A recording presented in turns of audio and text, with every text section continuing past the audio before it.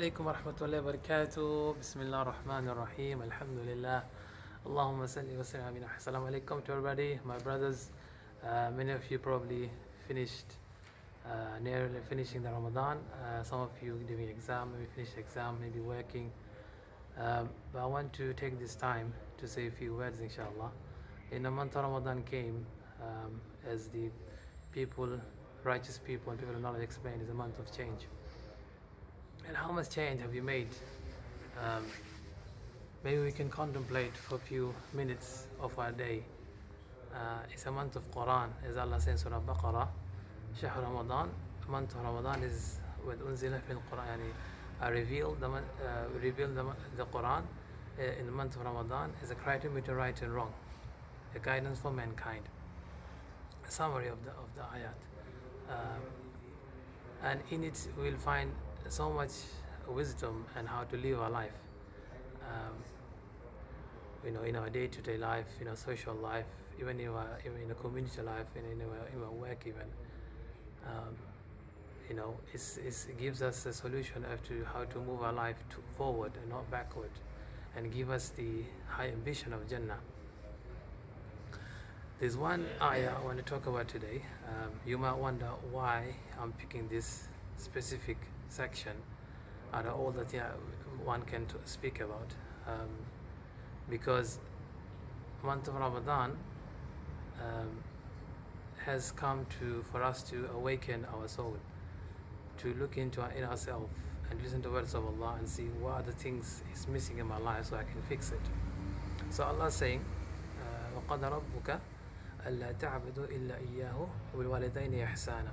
So Allah is saying, Surah Isra, that Allah has decreed, your Lord has decreed that you worship none but Allah, none but Him, and that you be good to your parents, you be loyal and kind to your parents.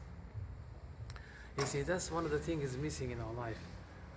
We know, alhamdulillah, we go out, we socialize, we in our smartphones, all the time with our friends. But how many times we neglect our parents? We don't pay attention to them, pay much respect to them, attention to them. Sometimes maybe they want to speak to us, but then we are busy. Sometimes we want to speak, but they are busy.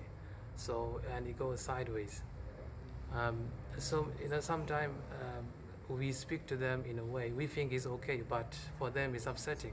It could be just giving a frown look, or it could be just saying a harsh word, which you might not intentionally want to do it, but they think, look, I raised this kid from young age, and now he's giving me, this bad attitude, and it upsets them. It's only when you speak to the elders, then you find out how upset they find some of them, not all of them, some of them find how regretful life they've lived because they didn't get what they expect from the kids they didn't get in their old age.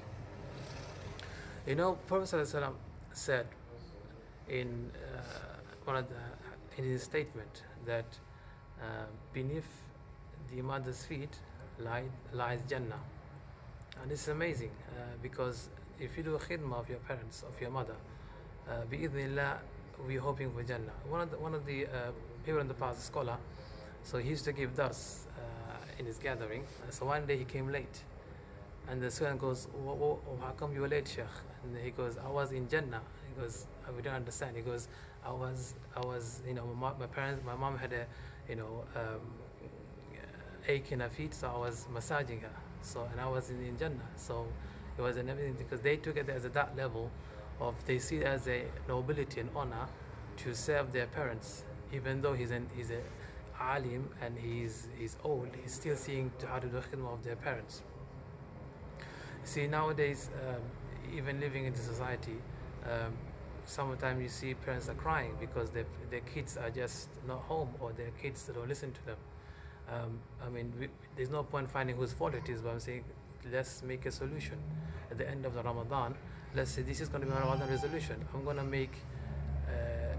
to make a solution way to bring rahmah and barakah in my house. The only way to do it, yes, is tawheed, is believing in Allah, worshipping Him. Secondly, is being good to your parents. There's one story comes to mind.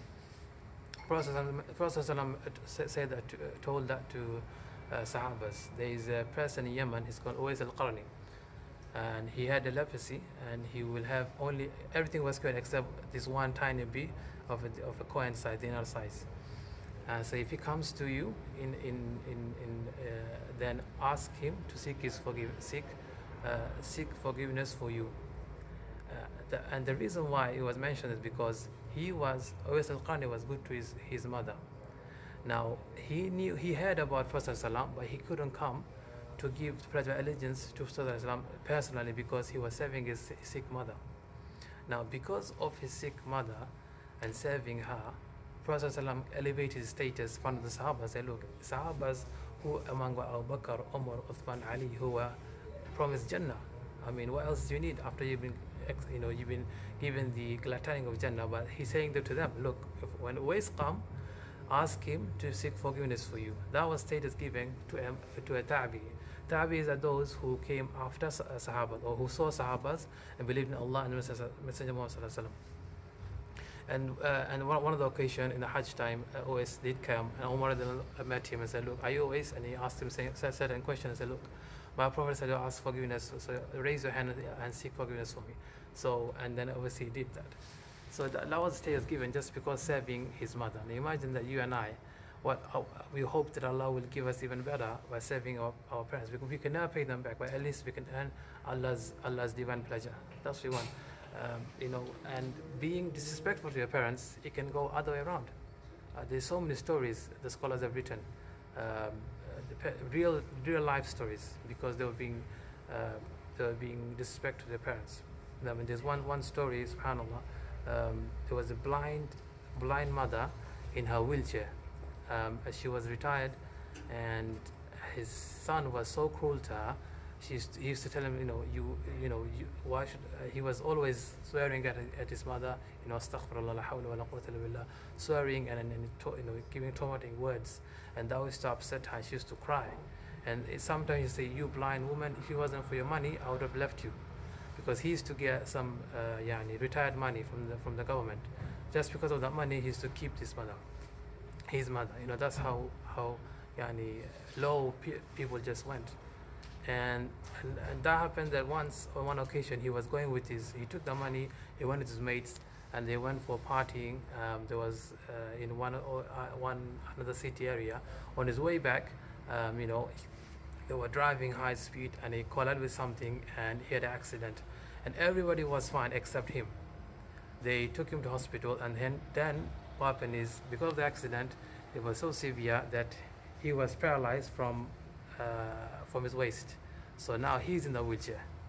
Now he's in the wheelchair, and he's going to hospital. He's going to the government seeking benefit. Now imagine this: everybody was survived except him. Why is that? Because of his cruelty to his mother. I mean, what goes around comes around. I mean, we say that. And then this, one thing I want to mention, that this story shows that he could have died on that state and raised as a sinner, but Allah still gave him a chance to repent, to realize what he did was wrong, rectify his life. So, I mean, we all go for different situations. So, let's start with Ramadan resolution as being kind to our parents. Simple smile, simple words. Maybe we can just say, let's just hang out. Let's just have a tea, chai or coffee. Have a tea together. Maybe you can go out together. I mean, go shopping together, or let's read Quran together. Let's read Hadith together. It could be 5-10 minutes. It has to be 2 hour lengthy. It's up to you how much you're comfortable with. So inshallah, take this Ramadan as it comes to an end, as a month of change. Let's make this one change in our life. I'm going to make a good relation with my mother and my father. Abdullah ibn Umar said in Athar that the pleasure of father is the pleasure of Allah, and anger of father is anger of Allah. So if you want anger of Allah, if you want to avoid anger of Allah, then we should avoid upsetting our father. And if you want the pleasure of Allah, then we should try to please our father. The hadith, you all know the hadith. I mean, it's famous hadith. Prophet said, one person asked him, who would deserve my close companionship? And Prophet said, your mother 3 times, and then the father. So both of them go hand in hand. Father might be out working, mother at home looking after us. When we were kids. Alhamdulillah. I mean, they feed us, they clothe us. When we were weak, they were with us. So this is our time to be with them. If you are studying, if you are working, you got your own family, your own kids, take some time out, inshallah, and go sit with them. And if for any reason your relation is not very good, then go to give them a big hug and say, Ammi, Ummi, ya Abi, I'm sorry. Forgive me for all the wrong that I've done. I know you're upset with me. I'm sorry. Make this change today. Just don't live tomorrow. Just go there and make the resolution today. There might be, you say, no, it's fine with me, nothing's wrong with me. You don't know that. Something you might have said, they keep it inside. I've seen in my own real life story, they keep it all inside. They never say it, and at the end it just blows up. And you so now you have the chance not to do that. And the pleasure of Allah by being good to your parents. Maybe if for any reason you go there and say, you give them a hug and say, I'm sorry, they might find it a bit awkward because you don't know them before, something unusual to them. But then you keep going. You see, I have hugged Mama every single day. I say, Mama, forgive me, and if I do anything, and pray for me. I do that every single day. No, don't against. I say to my father sometimes as well. He's not always around, but alhamdulillah, alhamdulillah. But yeah, I try to make up to everybody. But my mom is my, among my parents, she's my precious, She always go to her, give her salam, I try to be good to her because I want to live up to the Prophet's statement and Allah's statement because, as a believer, what Allah says and what the Prophet said is our golden rule. We stick to that, we obey Allah, obey the Messenger, as Allah say. So let's, my brothers, my sisters, whoever is listening, inshallah, go to your mother and your father. Say, oh my father, oh my mother, forgive me if I done anything wrong to you, and let's make this Ramadan, end of Ramadan, and onwards, a better life for us. And if you just keep going to them, sit down with them, have a chai latte, cappuccino, whatever you like.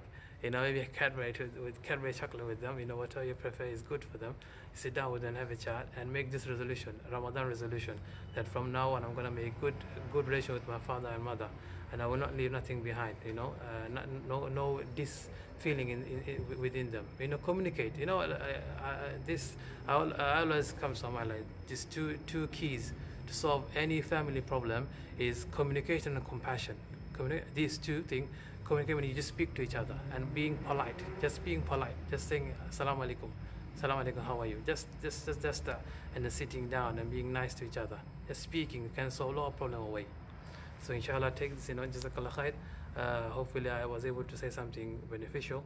If anything good is from Allah and if evil is from me, do forgive me if anything wrong came out of me, and please pray for me that Allah, pray for all of us, the Muslim Ummah, that Allah accept all of our siyam and qiyam and Quran and sadaqah and zakah and everything. Jazakallahu khairan. Assalamu alaikum wa rahmatullahi wa barakatuh.